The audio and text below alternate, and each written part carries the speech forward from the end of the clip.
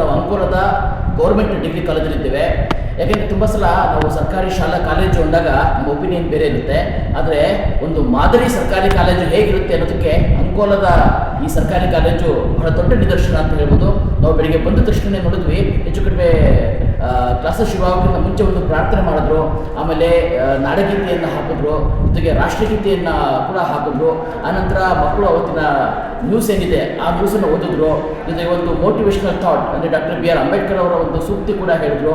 So ಇದೆಲ್ಲದೂ ಕೂಡ ಮಾಡಿ ಆ ನಂತರ ಕ್ಲಾಸಸ್ ಶುರುವಾಯಿತು. ಆಮೇಲೆ ತಡವಾಗಿ ಬಂದವ್ರಿಗೆ ಹೊರಗಡೆ ಬಿಡ್ದೇನೆ ಕೂಡ ಗೇಟ್ ಬಾಗಿಲು ಹಾಕಿರ್ತಾರೆ. ಇನ್ನೊಂದು ಡಿಸಿಪ್ಲೀನು, ಶಿಸ್ತು ಬಹಳ ಮುಖ್ಯ ಅಂತ.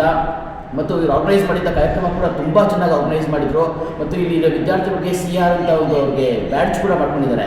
ಅಂದರೆ ಯಾವುದೇ ಪ್ರೈವೇಟ್ ಕಾಲೇಜಲ್ಲಿ ಇರೋದಕ್ಕಿಂತ ಹೆಚ್ಚಾಗಿ ಒಂದು ಒಳ್ಳೆಯ ಶಿಸ್ತು, ಒಂದು ಒಳ್ಳೆಯ ಸಂಸ್ಕಾರ ಮತ್ತು ಒಳ್ಳೆಯ ಗುಣಮಟ್ಟವನ್ನು ಈ ಸರ್ಕಾರಿ ಕಾಲೇಜಲ್ಲಿ ನೋಡ್ಬೋದು.